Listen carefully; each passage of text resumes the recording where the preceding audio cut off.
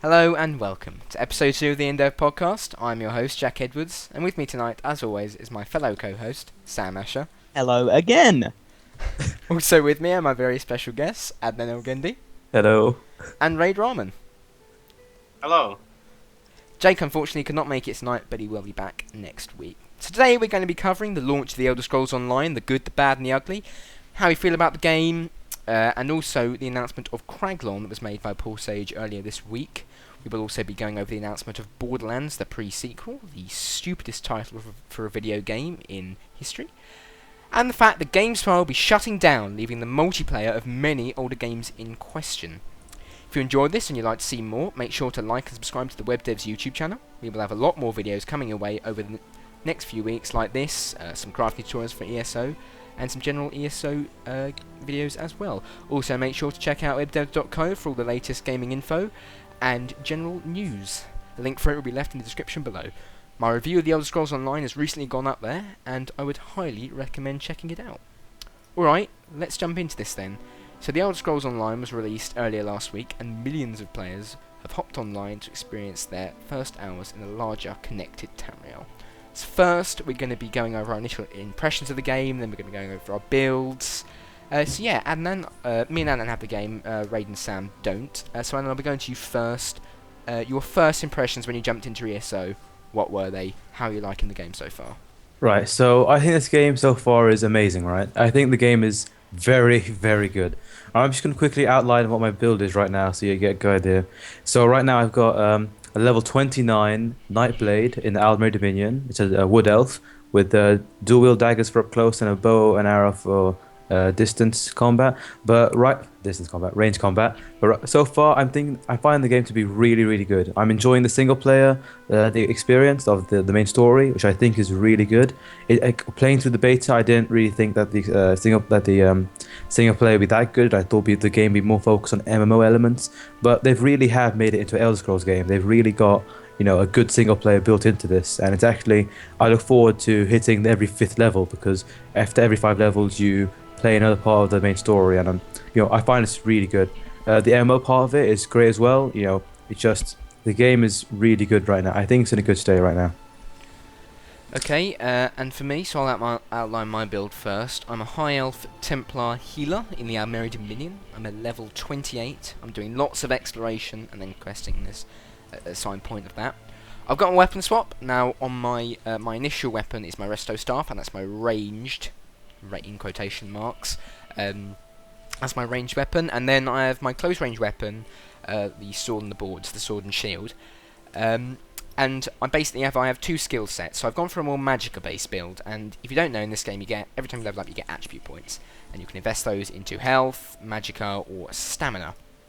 Now if you use a lot of magicka abilities, it's a good idea to level up magicka, because not only does it level up your maximum magicka, but it also increases the effectiveness of those abilities. So you're going to be doing more damage if you've got more points into magicka. So I'm using a very magicka based build. I've got a long range skill bar as my primary stuff like the Adric spears, where I can throw them and keep the enemies away. Then I've got my close range one where I have focus charge, which is one where you charge in, you do massive damage, and then I've got another I've got the jabbing Adric spear one.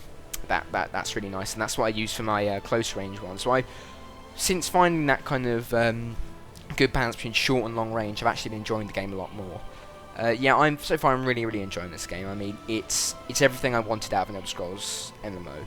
They're definitely, the web developers, this is a phrase I keep using, but I'll use it again, they definitely put the Elder Scrolls before they put the online.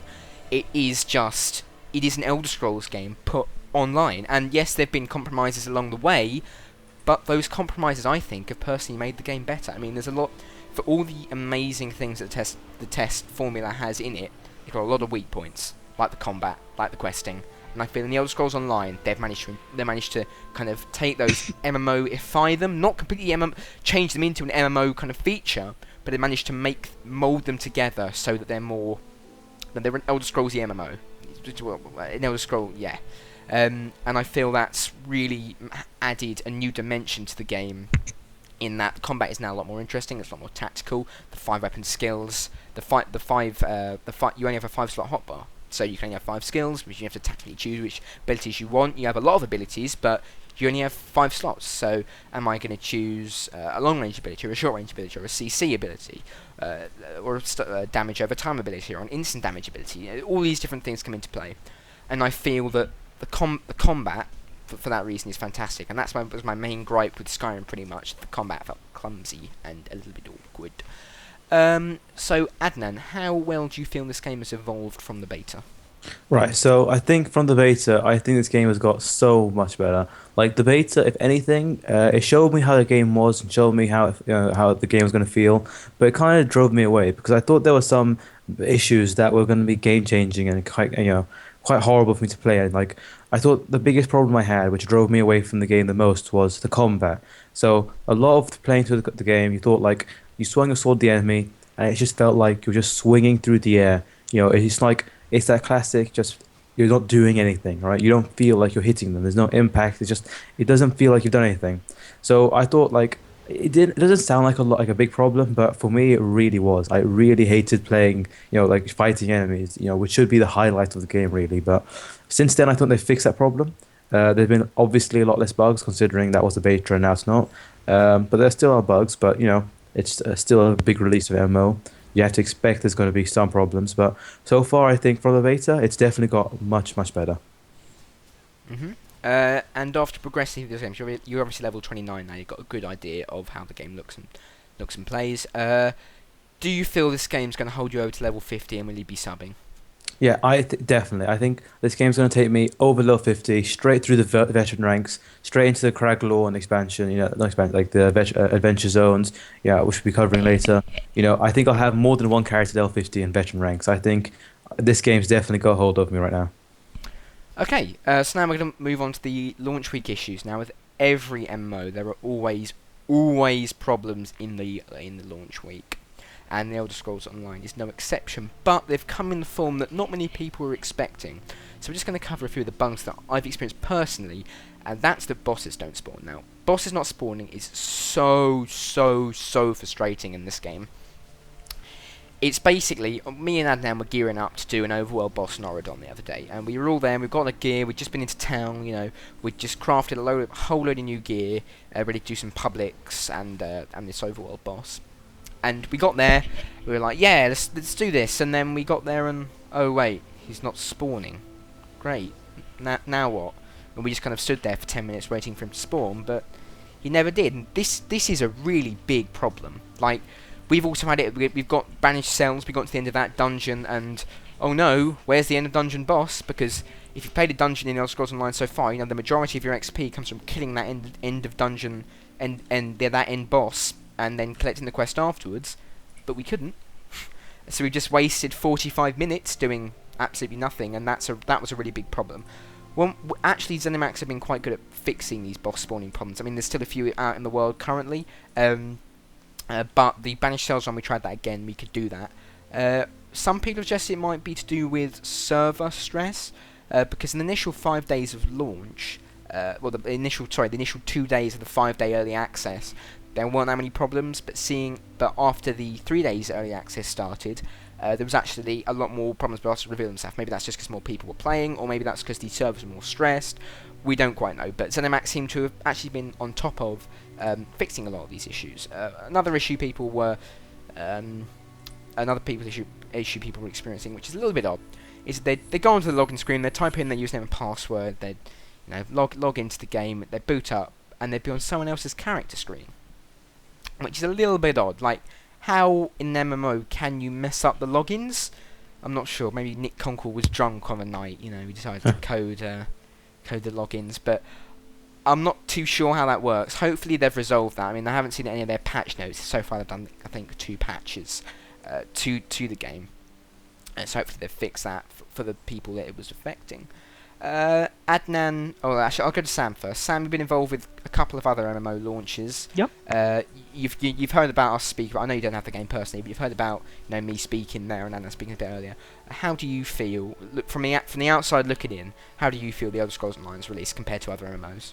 Well, given I've seen some, really horrible MMO launches, it doesn't seem to be too bad. Clearly, it's got some bugs, but that's to be expected. Clearly, there seem to be very, odd bugs. I've never heard of bosses not spawning on launch before, but clearly that's happening and that's a problem. But nothing seems to be, too common or too overwhelmingly common, at least. Having login issues, that could be a massive problem if they don't patch it out, really quickly, obviously. And I'm surprised to hear that happening in any online game at all. The fact that they even managed to screw that up is probably quite an achievement. But, overall, it seems to be quite smooth. I'm glad that the mega server system, which I actually really like the idea of, has seemed to launch quickly. There's no lag, and I know you guys play on the NA server and you still don't have any lag, so that's great. It means that the mega server system's working and they clearly have some fantastic servers. So yeah, overall I think it's been really good and surprisingly good, to be honest. Okay, thank you very much. Adnan, how do you feel this game's launched? How have the bugs affected you, if they have? Right, so I think, yeah, as you mentioned, the overworld bosses not spawning is very annoying because you don't get, if you spend half an hour, maybe 40 minutes, in this dungeon, you're working through it, you're killing all the bosses, and everyone knows, the boss XP at the end of it, that's what, 2,000 maybe? That's what you're working towards, but it turns out you might just go in, have to wait 5-10 minutes for the boss to spawn, nothing happens, you leave, so you spend a good 45 minutes doing nothing, maybe 300 XP at the end of it from killing this mobs on the way there, and you just feel very annoyed because you've spent a lot. It kind of drives people away from doing the dungeons, right? Because they think, oh, it might still be bugged. They might not have fixed this yet. I'm just gonna stick to doing the quests and stick in a straight line. They might be tempted to not go out and explore as much and do the other stuff. But I think they have patched it up and it is getting less of a problem. Other problems include where your compass freezes up. So sometimes your compass is at the top of the screen with all the arrows, the classic one you see in Skyrim and stuff. It's just, with all the arrows and indicators. Sometimes it just freezes up, and whatever you had on that particular second where it froze up, it's kind of printed on it. So you have that print on it as well as your current one, and so it makes it very confusing to get anywhere. So usually every time I get that, I have to relog, and that's a bit annoying. But I've only been affected by that maybe 4 times in the last week, so not a gigantic issue, but after a while, it's gonna eventually annoy me if they don't patch it out. Okay, thank you very much. So now we're going to move on to the Craglorn trailer. That's going to be showing on your screens for just a minute. So enjoy. Peggy 16.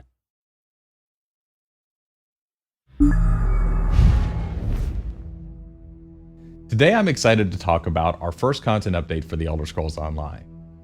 It's the next piece of the veteran gameplay pie, and it's specifically designed for groups of 4 players, and it's got even more special content designed for groups of 12 players. It's the adventure zone known as Craglorn.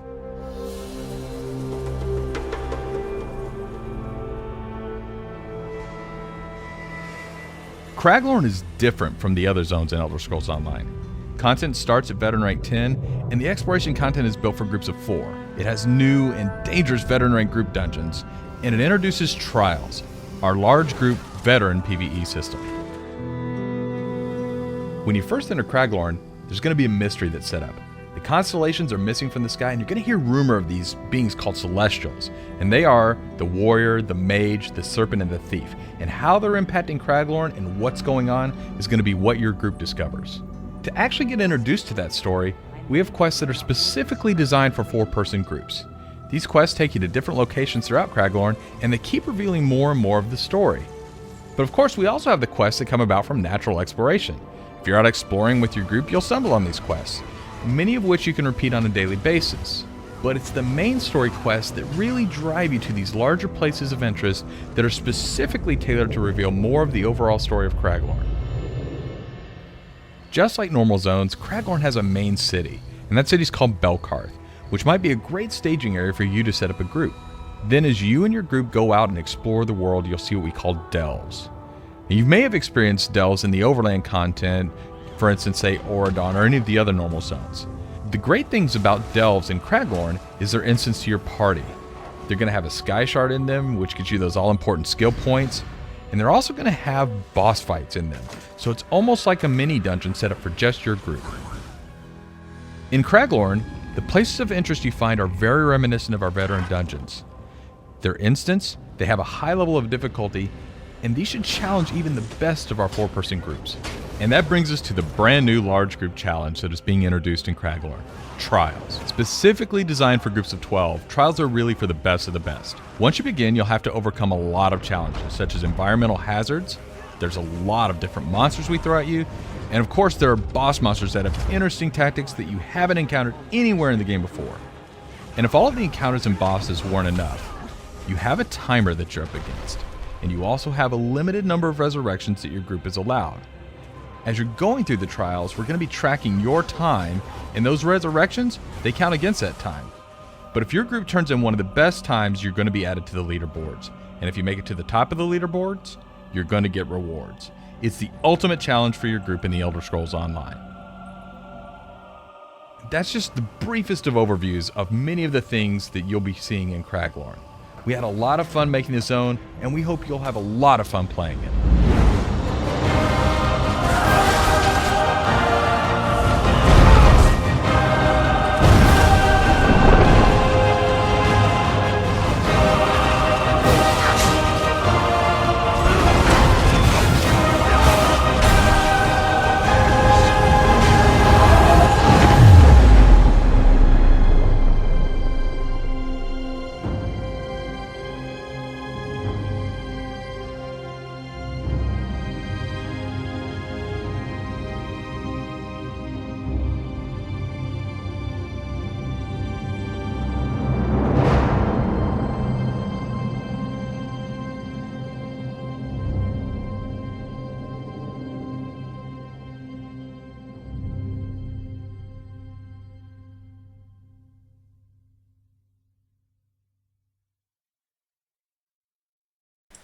Okay, welcome back. So a few things I picked up personally from watching that trailer is, as we reported before, the main story is going to revolve around some constellations going missing from the sky. Those being the warrior, the mage, the serpent, and the thief.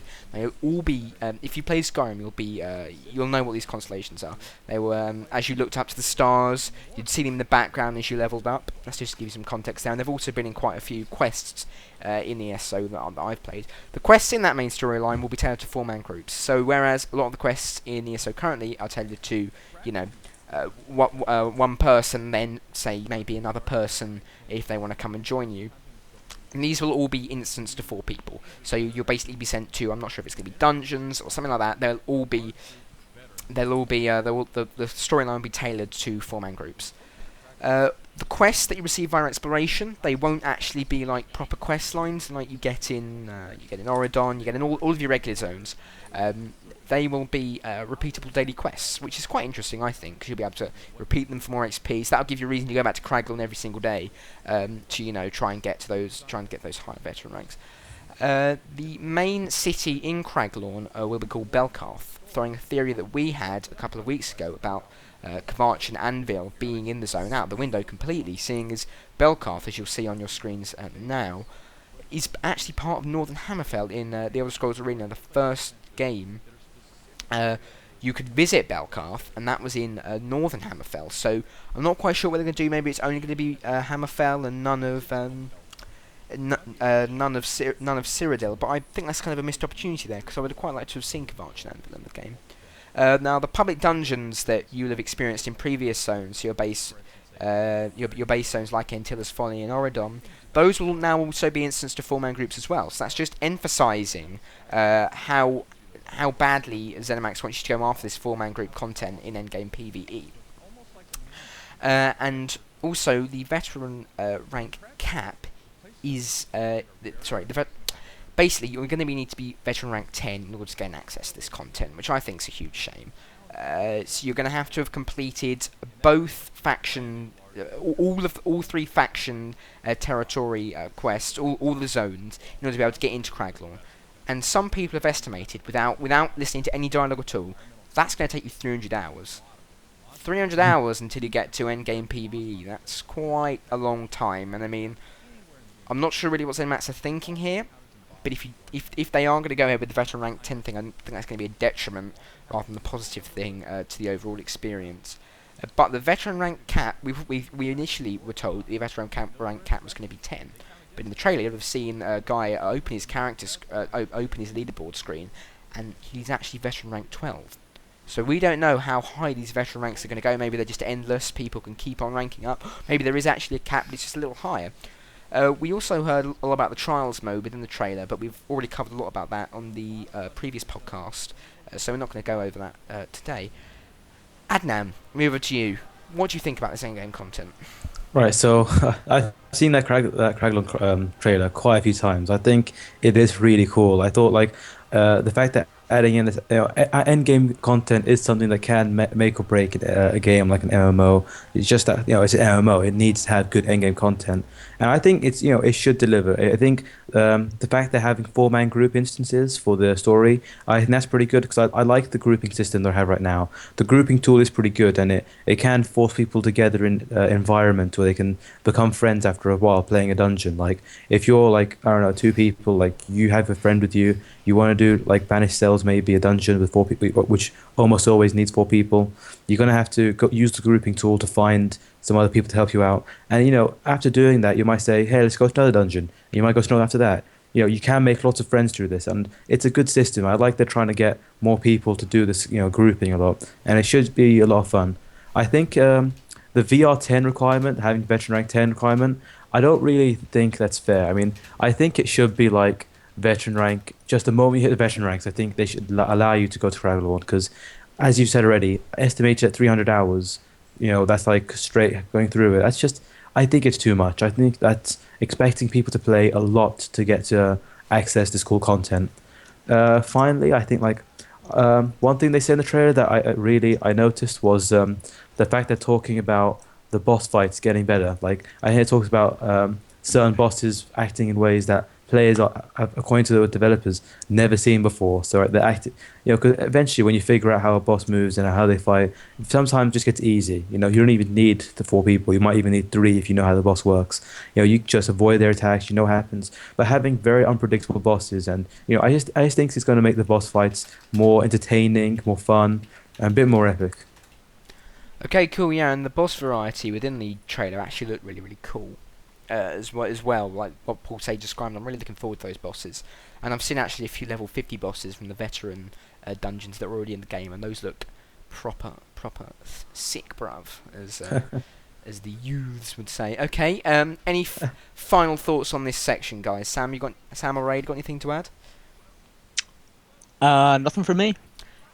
Raid?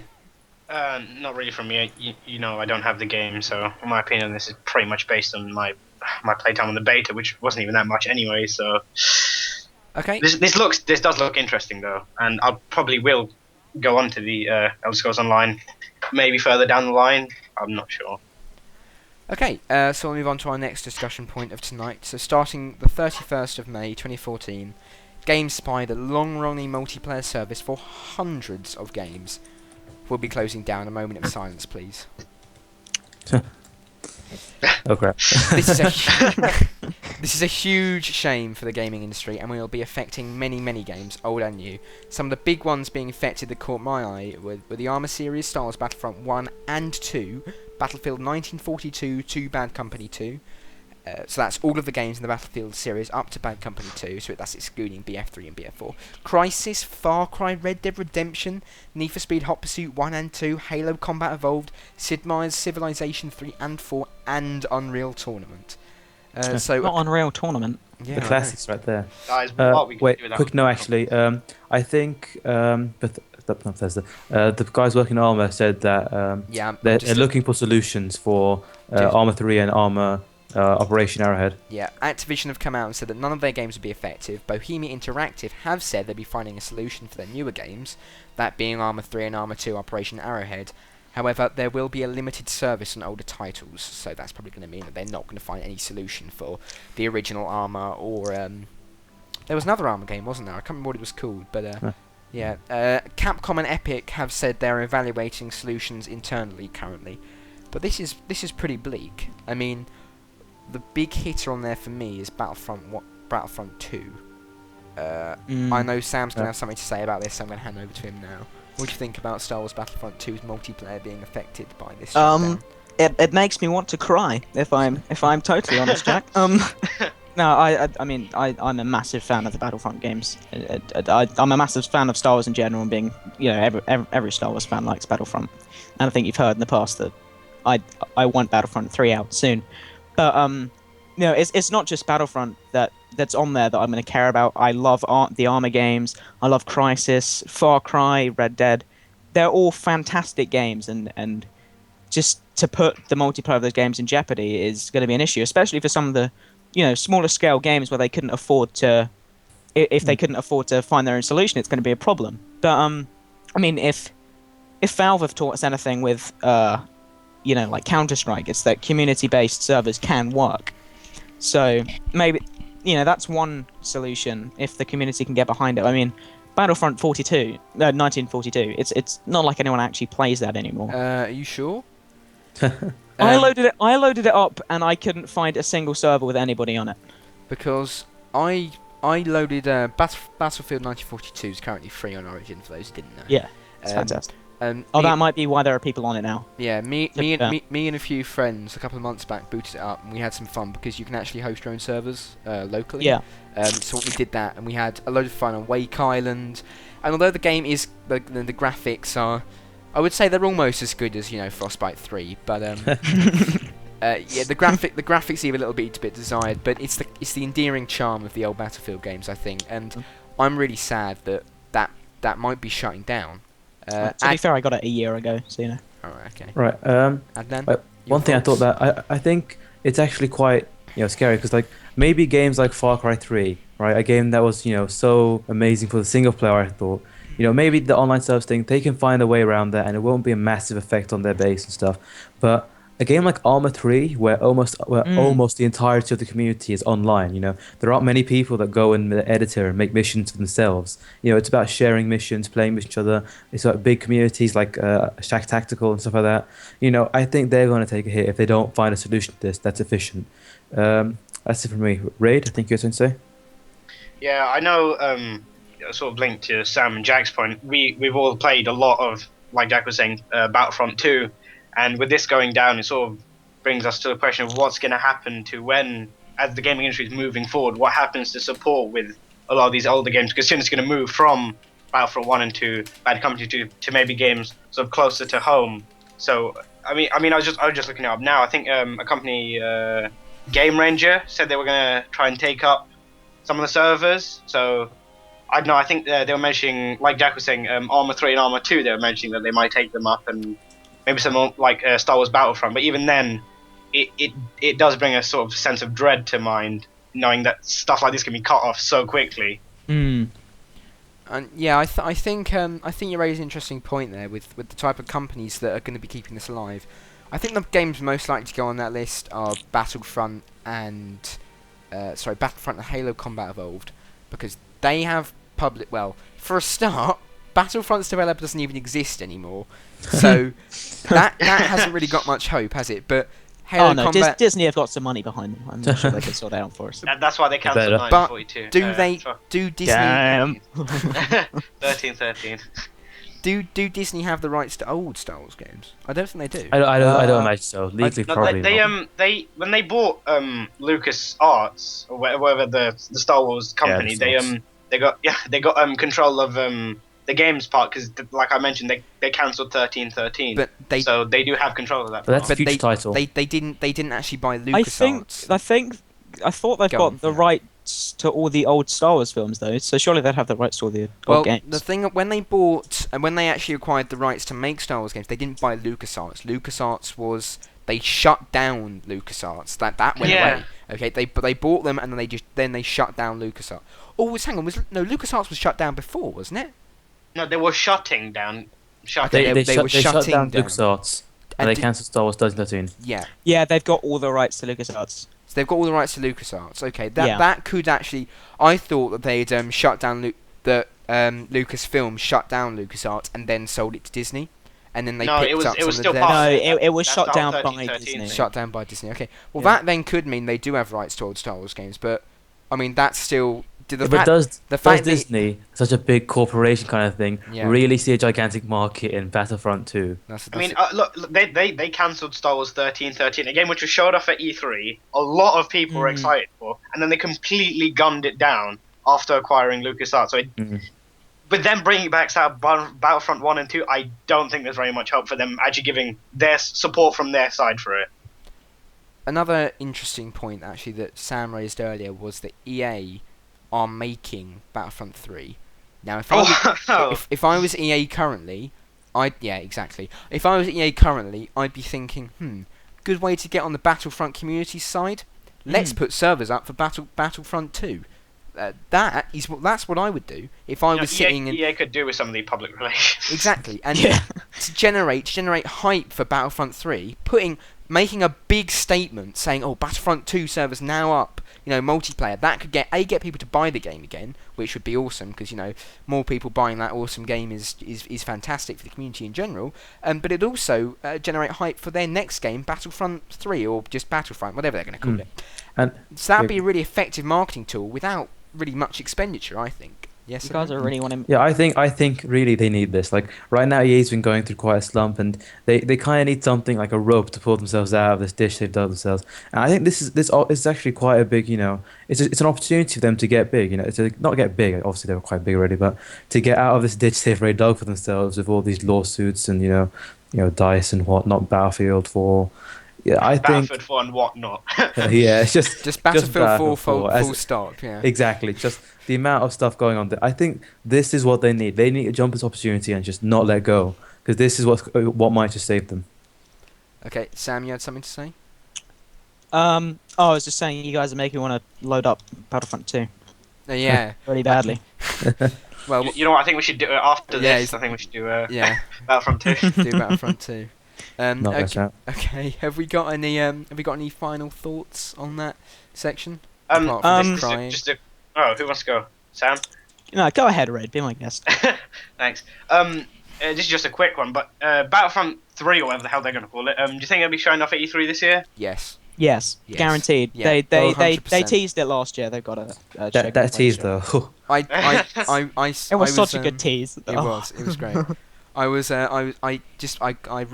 the trailer just before I got in the shower, and I was dancing in the shower and singing at the top of my You heard it here voice. first, guys. He Yeah, was dancing in the shower. I was waiting for something else. I'm I sorry. was not doing that in the shower. Thank you very much.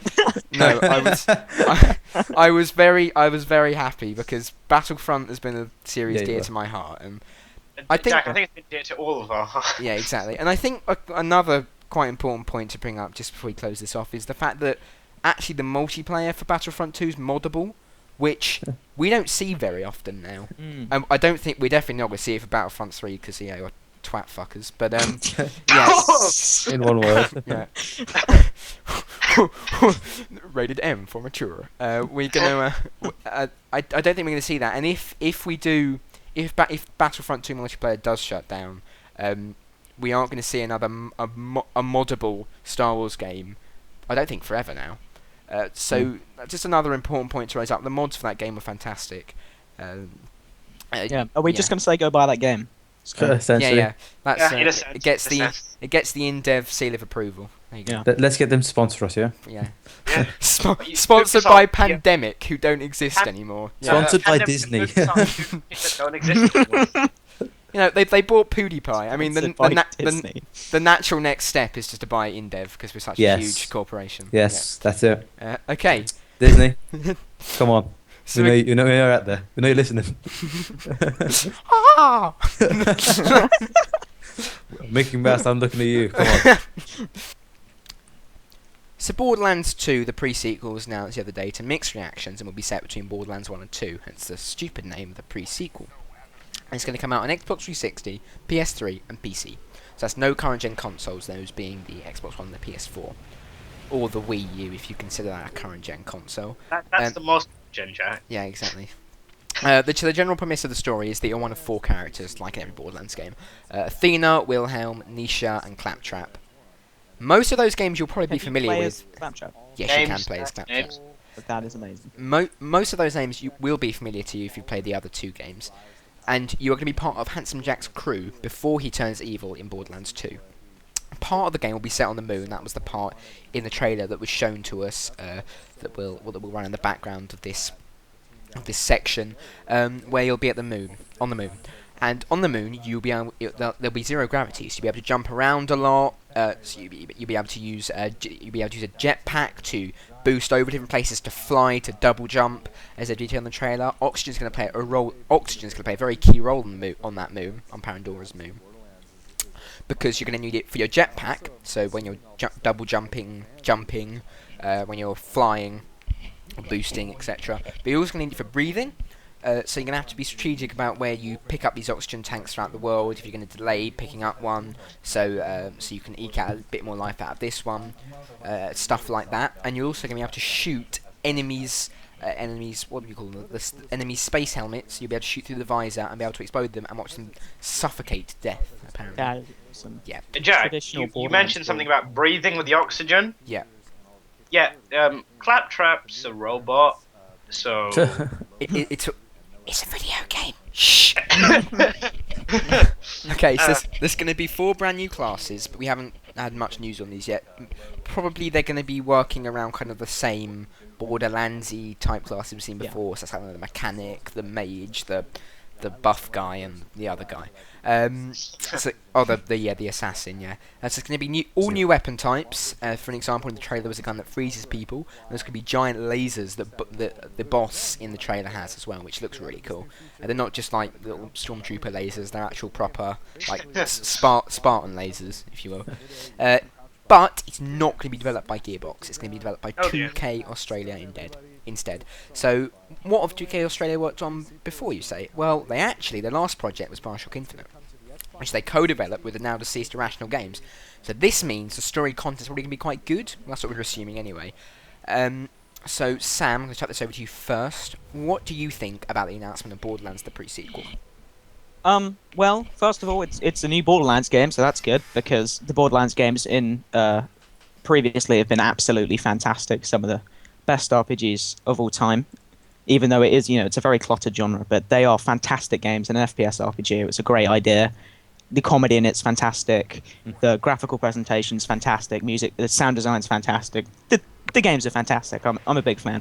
So the fact a new one's coming out is just a great idea.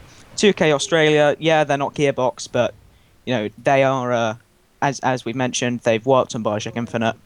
They are a pre-established developer. I mean, we've seen people try to take over, briefly a different game series with Arkham Origins. Didn't go so well, but the game was still solid. I know there are a lot of haters for it, but I actually really enjoyed Arkham Origins. I know a lot of people didn't, partly because it runs really, really, really well on low-end machines.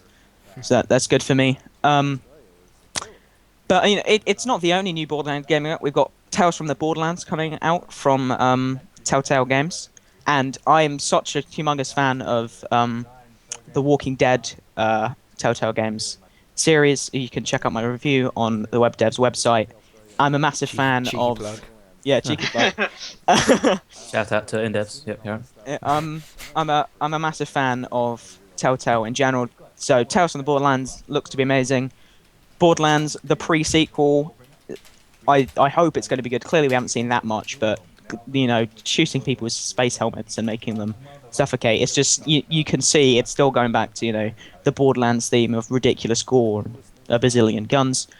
If 2K can keep to the heart of the game and don't try to change anything too much, it can still be great. And you don't like the title, I do, because I feel it fits with the Borderlands kind of a comedy style. I like the pre-sequel. It's a good idea. I like how everyone just goes, what? Whenever they hear it. Took me a while to figure that one out. But from now on, I'm just going to call it...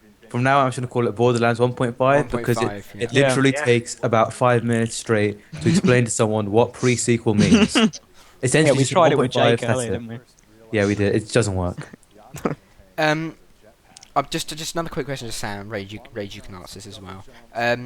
Did we need another Borderlands? Did we need another Borderlands game so soon after Borderlands 2? And you raised the point of Arkham Origins. Now I think that's interesting because I think this is going to be like Batman Arkham Origins, as in it's going to be more of the same, but the same isn't going to be necessarily bad. It's going to be kind of meh, you know. Arkham Origins, it was basically City. Really, no one's else gonna argue with me. I don't think it's basically City. No. But do you think we need another Borderlands game so soon? And do you think this is going to become like Arkham Origins? Do you think it's going to be one of those games where some people love it, some people hate it? But yeah, your thoughts, Sam. I think whenever you add a new developer into the mix, that's kind of inevitable. That some people are going to love it, some people are going to hate it. There's going to be the hardcore fans who are going to be saying, you know, it has to be like this, and you can't change anything. Personally, I think a new Borderlands game so soon. I don't feel like it's too soon. You know, it hasn't been that long, but I feel like it's been long enough. A lot of people are beginning to, you know, forget about Borderlands 2 a bit, and I think a new Borderlands game, it is about the right time. I'd say I would have waited probably a little bit more, particularly with the announcement of Tales from the Borderlands, so everyone's going to get their Borderlands fix anyway. But yeah, so I think it is about the right time, and I don't see any reason why 2K Australia can't do a great job. Okay, Raid, your thoughts? I was a really big fan of Borderlands 2, and you raised the point of, do we really need another game? Borderlands 2 has had a lot of DLC, and by a lot I mean there have been a lot of DLC. I mean, on release they had the Necromancer, they had some pirate stuff. I don't know, they had a lot of stuff linked with Tiny Tina, but this new one does feel like a lot of people might just say, like Saints Row 4 turned out to be, just like, or Blood Dragon sort of should have been a DLC tie-on standalone, but not like released as a full game. But I do think that this will act as a bridge between this and Borderlands 3, because looking at gameplay, it doesn't look like they've changed very much, or that doesn't look like a bad thing, because it was a very polished game. But a lot of people might say, oh, it's not very good, oh, they've just copied Borderlands 2 straight up. I don't think there's anything wrong with that, but it is quite risky what they're trying to do here, because it is essentially releasing pretty much the same game twice. So Okay. Just before, I know Adnan's got something to say on the console releases. Do you think this is a cash grab by Gearbox, Raid? And would you have rather have seen Borderlands 3? personally, I felt that Gearbox have done an incredible job with Borderlands 2. They've managed to extend the release of this game far beyond its initial release, and I think, yeah, it's probably, I mean, they're a corporation, corporations exist to take your money, most probably it is a cash grab, but I think they've done it in a way where I'll buy it. I don't see anything wrong with that, because when I buy it, I'm not going to think, oh, this is a cash grab, because the way they've done it with a story that actually works, with a story that I actually want to know about, and in a way that completely links into what they've already done. So it doesn't feel like this is a half-hearted story that we've written in 5 minutes. This actually does feel like something people want to know about. So probably is, but I'm still going to buy it. Okay, would you rather have seen Borderlands 3? I would have rather had them wait another year and then release Borderlands 3. Yeah. Okay. And then, so your thoughts on the console choice? Right, so as you mentioned, they're releasing on PS3, Xbox 360, and PC, and they stated they're not aiming to, on release to put it on the PS4 and Xbox One, but I think it's not a good choice. They said themselves, I've heard the reasoning behind the decision. It was to but they don't feel that they have enough of a Borderlands community or enough market for Borderlands on the new consoles. However, right now, if I ask Dr. Google right now, there are like 6.5 million people with the PS4 and like 4 million people, roughly 4 million people on Xbox One right now. There's 10 million people right there. They're just missing out, and I think a lot of people that it's going to be a good amount of fans on there on the PS4. I mean, I have the PS4. I would like to buy Borderlands on the PS4 right now.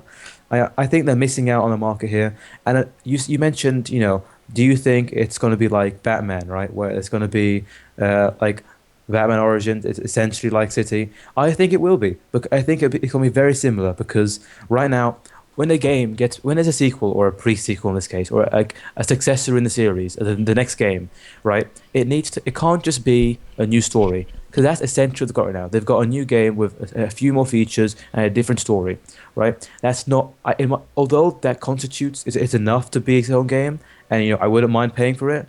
It's just, it doesn't feel like they've put enough effort into it. I think it might be a bit of a cash grab, because when you buy a new game, like let's take Battlefield 3 to Battlefield 4. I know they're not the best games right now because of problems with them, but let's look at the jump Strong way to between put it. Battlefield 3 and Battlefield 4. They change a lot, all right? Okay, maybe not single player, and no one really cares about that. It was actually good in Battlefield 4, but that's not a big deal. But you can't just change the story. You have to improve stuff like physics engines. You have to improve stuff like engines themselves, like for gameplay and stuff. You have to fix stuff like graphics. I mean, I do like the art style of Borderlands. I do like how not really cartoony, but like, the shading and It's stuff. cell shading. Yeah, I do like that a lot. I think it's got a good appeal to it. But you can't just keep it the same. I've seen gameplay. I think it looks almost exactly the same, right? So I think it is a bit of a cash grab where they are trying to, it's not a complete, it's a cash grab where everybody's happy, right? They're happy because they gain money, and I'm happy because, it's got a good story. But I think they could have done more. And if anything, it might stunt the progression series by having more games like this where they haven't updated anything apart from the story and a few features. And yeah, I think they should have just waited a year, put a new one on the new consoles, because when you put it on next gen, you can use all the tools, you can make it better. I think they're putting themselves back now by putting it on the last gen. And that's why the graphics aren't looking as good as they should. Right. Can I just pick up on one thing that you said there? Yeah, go on. About the game, maybe stunting the growth of the series by having too many. And since we're talking about Batman, I think I just mentioned that briefly as well. What do you guys think about having a game released every year in a series? Like with Batman, it's a game series that I would buy yearly, but I kind of don't want to. I hate yearly series, to be honest. I hate games that release way too often. Right. Yearly single players don't work. Yeah. Assassin's Creed. Assassin's Creed is a prime Yeah. example of that. Yes. I mean, this is a bit of a contradiction because I hate COD. Okay, I really don't like Call of Duty, but I think yearly multiplayers work far better than yearly single players, because with yearly multiplayers you don't have to change as much as you do with the yearly single player. With the yearly single player, you have to change the story, you have to I suppose graphics are subjective. You might change them, you might not. But story, quests, a couple of new gameplay features. With multiplayer, really, new guns. They're not very hard. Just reskin Uh, it, just like they do in I'd games. like to point not out, too right? hard. Wait, Jack, I'd like to point out, like, even Call of Duty, which you're saying, yearly for multiplayer can work. Even they recognise that a year is too Yeah, short they're starting sometimes. to go 3 They've years, got so- right. Usually they go 2 year cycle with Treyarch and Activision and Infinity Ward switching up every year. But now they've even gone 3 year because they're realizing, hell, 1 year isn't enough, 2 years isn't even enough. And for a single player game, though, they should really take that to heart. They should spend more than a year per game. I mean, if you look at the way the Assassin's Creed game, like we brought up, has gone. I mean, you look at the gap between Assassin's Creed 1 and 2, and Yeah, you and can the improvements, completely and the tell that they've basically built this game up from dirt again from 2. But then Yeah. you look at the gap between Assassin's Creed Brotherhood and Revelations, it just felt like the same game twice. Same game. I thought it was like 2.5 and 2.75. It stunts the series. It could have got, if they just went for 3 and then 4 like naturally every 4 years or something, or 3 years, it would have been so much better. Just look at the distance between Oblivion and Skyrim. Yeah, How much they it improved reflects. it. It reflects it. Yeah. On the subject of console choice, I think I disagree with your point that it should be on next-gen consoles, and that is for a very specific reason, okay? I think the reason it's not on next-gen is because they are deving Borderlands 3, and they're not telling us, and when we ask, they're just saying, no, we're not. Because that's basically what they did with Arkham Origins, isn't it? Let's be honest. I mean, that's not on next-gen, and they basically said, right, here's your current gen fix, have that, go, buy. And it didn't really turn out, wasn't really a great success, and that was kind of our fix for Batman, told us over until this year's release, Batman Arkham Knight. And I think basically that's what they're trying to do with this console choice. Who here has a PS3? I think Ray does. Sam, do you? A PS3? Yeah. No, I don't. No, have one. I've got a 360 though. All right. I got Okay. a PS3. Okay, And a right. PS4. Basically, so 4 out of the 4 hosts here have a 360, right? And only 1 actually has a next-gen console. I think that is indicative that is basically indicative of what. I mean, it might be a pretty flimsy excuse, but that is To be kind of- fair, we're PC gamers. Yeah, Yeah. but even so, the kind of audience they're trying to attract, I think the early adopters, look at the audience of early adopters for next-gen console, well, current gen consoles. Basically, everyone has a PS3 or an Xbox 360, don't they?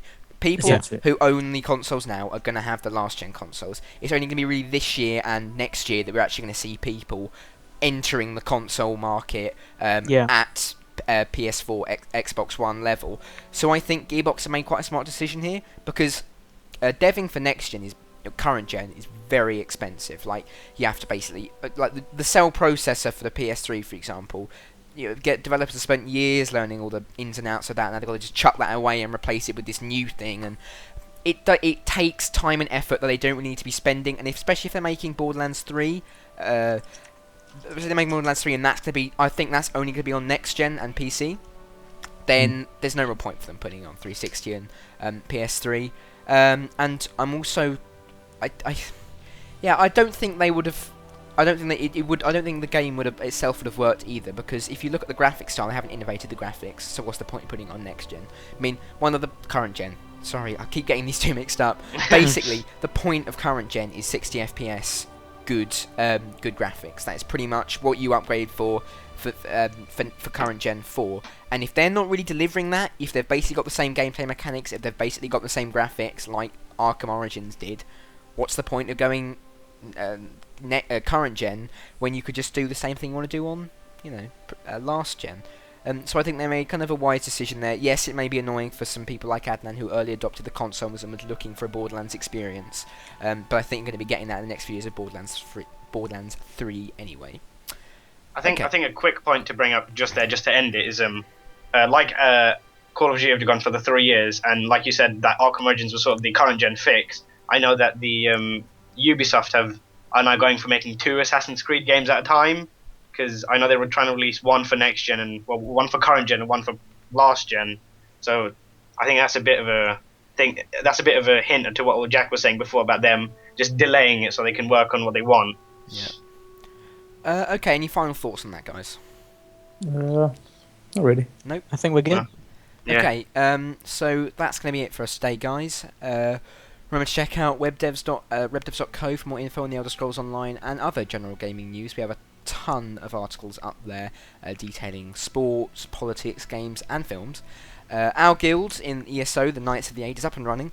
We're a casual guild interested in hardcore raiding and some PvP shenanigans. Shenanigans, yes. Shenanigans. I have enjoyed my Cyrodiil experience when I've jumped in there over the past few weeks, or over the past week. Message at Uthgar the Unbroken, at the Dark Swordsman, at Meloran_Dagewin, or at Jakoshua for an invite to join our guild. We will be arranging events every now and again if we get big enough, PvP or PvE related. We're on the NA server playing as the Almeri Dominion. Me, Jake, Josh, and Adnan all have the game, so expect some YouTube content on the Elder Scrolls Online from us in the future. It's not even a cheeky plug. No, it's not. It's just, No, that's just a straight up. This is just a straight up plug for thing. Shout out to the people with the game who are expecting YouTube content. Once again, thank you very much for watching, and it's a goodbye from me. It's goodbye from me. Goodbye from me. And me. We have been InDev, and you have been you. Thank you very much for watching, and goodbye.